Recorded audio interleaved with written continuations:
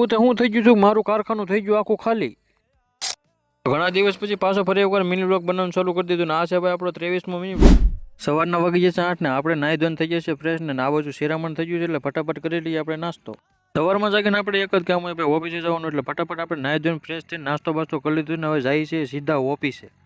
ઓફિસે જવાનું મોડું થતું હતું ને એમાંય ભાઈ આપણી ગાડીમાં પાછું સવારમાં પંચર પડી ગયું.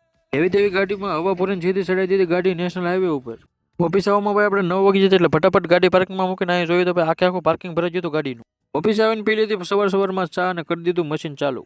વાગી જતા 12:30 ને ફટાફટ ભાઈ આપણે જમી લઈએ. હવે જમીન ઉપર જાય એટલે સીધા વાગી જતા 6:30 ભાઈ આપણું કારખાનું આખું ખાલી થઈ ગયું છે. એનું કારણ એક જ છે કે લાઇટ વહી ગઈ હતી.